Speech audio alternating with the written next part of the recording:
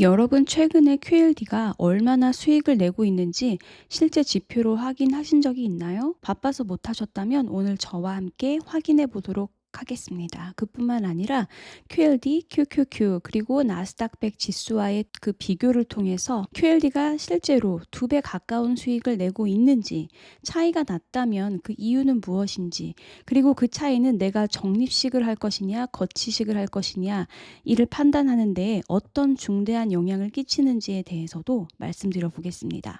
여러분은 이 영상을 보시고 나면 여러분들의 투자 방식에 대한 확신을 가질 수 있을 거라고 생각합니다. 미리 스포를 드리자면 QLD를 투자할 때 가장 고려해야 할 것은 수익률이 결코 아니라는 점입니다.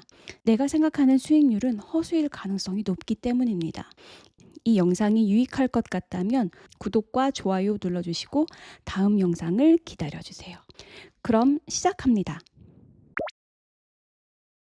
여러분, QLD 투자할 때 제일 많이 하는 고민이 이거죠. 목돈으로 한 번에 들어갈까? 아니면 매달 적립식으로 나눠서 살까? 아니면 반반씩 할까? 특히 이 QLD는 일반 ETF가 아니죠. QQQ처럼 나스닥 100 지수를 1배로 따라가는 ETF가 아니라 나스닥 100의 하루 수익률 2배를 목표로 하는 레버리지 ETF입니다. 그래서 고민이 더 커질 수밖에 없죠. 한 번에 들어가자니 고점에 물릴까봐 무섭고, 나눠서 사자니 상승장에 놓칠까봐 아쉽습니다. 프로쉐어즈 공식 QLD 팩트 쉿에 나온 이 실제 수익률을 보면서 이야기해 보도록 하겠습니다. QLD의 1년, 5년, 10년의 수익률을 보고 또 그걸 나스닥 100 토탈 리턴 인덱스인 XNDX 그리고 우리가 실제로 많이 사는 1배 ETF QQQ 혹은 QQQM과도 같이 비교해 보도록 하겠습니다. 그리고 마지막에는 이 질문을 던져볼게요. 여러분은 QLD를 거치식으로 살 사람인가요? 아니면 적립식으로 살 사람인가요? 먼저 QLD에 대해서 알아봐야겠죠. QLD는 프로쉐어즈 울트라 QQQ입니다. 이 프로쉐어즈 공식 자료에 따르면 QLD는 나스닥 100 인덱스의 하루 성과 2배를 목표로 하는 ETF입니다. 상장일은 아시다시피 6월 19일이고 순 보수는 0.95%입니다. 여기서 가장 중요한 단어는 딱 하나입니다. 하루. 이 QLD는 10년 수익률을 2배로 보장하는 상품이 아니죠. 1년 수익률을 정확하게 2배 보장하는 상품도 아니고 매일매일 이 나스닥 100 지수의 그 하루 수익률을 2배로 따라가려는 상품입니다. 그래서 장기로 가면 결과가 단순히 이 QQQ의 2배 혹은 XNDX 이 지수의 2배가 아닐 수가 있습니다. 여기까지는 여러분들이 잘 알고 계실 거라고 생각합니다. 여기서 QQQ를 비교하는 것은 여러분들의 편의를 위해서입니다. 사실 엄격하게는 우리는 나스닥 100 지수의 수익률과 QLD의 수익률을 비교해야 정확한 비교를 할 수 있습니다. 아시다시피 QLD는 QQQ ETF의 2배가 아니죠. 나스닥 100 지수의 1일 변동성을 따라가는 ETF이기 때문에 반드시 이 나스닥 100 지수와 비교를 하셔야 합니다. 하지만 복잡한 게 실은 우리들은 대충 나스닥 100 지수의 1배를 추종하는 이 QQQM과 종종 비교를 하곤 합니다. 앞으로는 QQQ로 통일할게요. 그리고 지수의 수익률과 QQQ는 당연히도 큰 차이가 나지는 않습니다.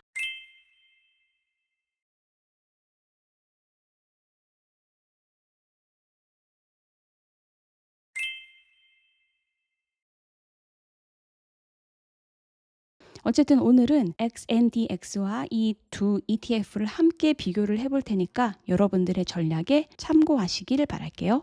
먼저 숫자부터 보겠습니다. 이 프로쉐어스 QLD 팩트쉿의 기준일은 2026년 3월 31일입니다. 이게 아마 분기별로 리포트가 나오는 것 같아요. 여기에는 QLD NAV 이 비교 지수와 XNDX의 수익률이 같이 나옵니다.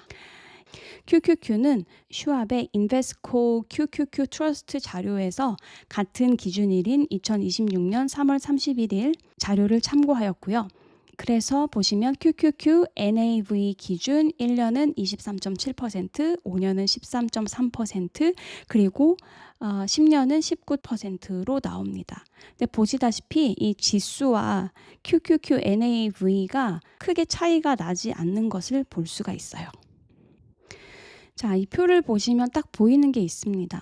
1년으로 보면은 QLD가 37.64%, XNDX 그러니까 나스닥 100 지수는 23.99%, QQQ가 23.7%였습니다. 그러니까 1년 기준으로 QLD는 1배 나스닥보다 높았습니다. 그런데 여기서 중요한 건 정확하게 2배는 아니었다라는 겁니다.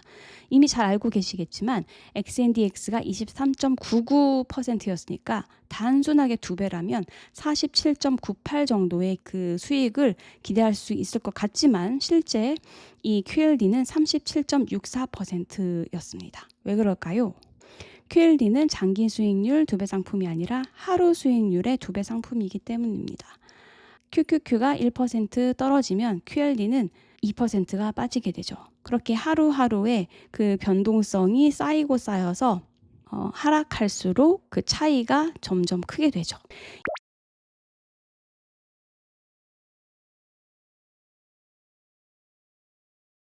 이번에는 5년을 보겠습니다. QLD의 5년 연환산 수익률은 16.05%였습니다. XNDX는 13.52%, QQQ는 13.3%였습니다. 이 구간에는 QLD가 이기기는 했지만 차이가 생각보다 엄청나게 크지는 않았습니다. 왜냐하면 5년 안에는 상승장도 있었지만 2022년과 같은 큰 하락장도 포함이 되어 있었기 때문입니다.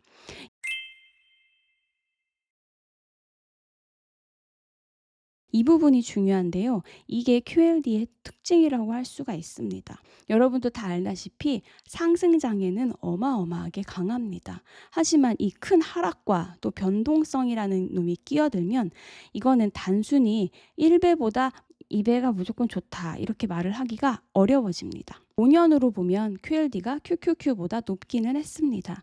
하지만 2배 가까이 높지는 않았습니다.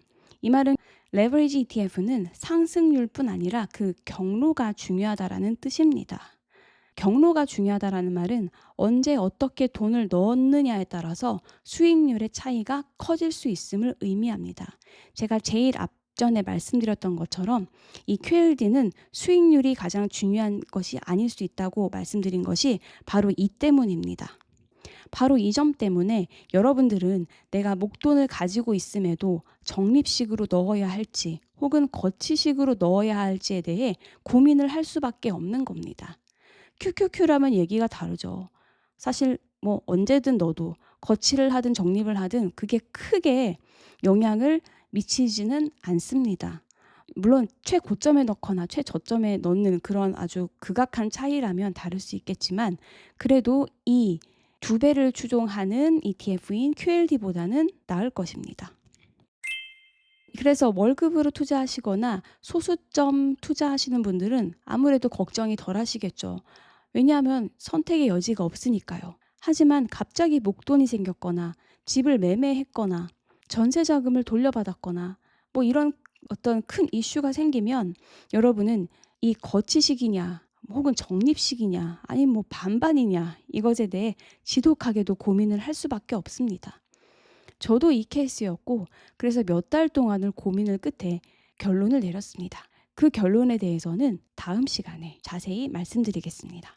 다음 시간에는 10년간 QLD의 수익률에 대해 분석해보고 2026년 1분기의 하락 구간에 대해서도 언급하면서 왜 적립식이 필요한지에 대해 설명하고 거치식이 맞는 사람 그리고 적립식이 맞는 사람에 대해서 확실하게 구분을 해드리겠습니다. 그리고 또 그에 따른 매수 방법을 설명해드리고 나는 어떤 방법의 투자가 적합한 사람인지에 대해 확인하실 수 있도록 하겠습니다. 또한 이 QLD는 장기 투자할수록 이점이 있을 거라고 많은 분들이 말씀을 하시는데요. 거기에 대해서도 이유가 명확하게 있습니다. 그 이유가 궁금하신가요?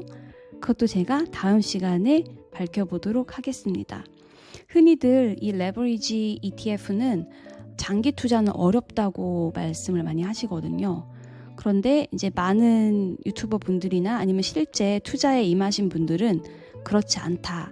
이 QLD까지는 장기 투자가 가능하다 이런 말씀을 하시거든요. 그래서 그것에 대해서 다음 시간에 조금 더 상세하게 여러분들이 알아보실 수 있을 것 같습니다. 끝까지 시청해주셔서 감사합니다. 안녕.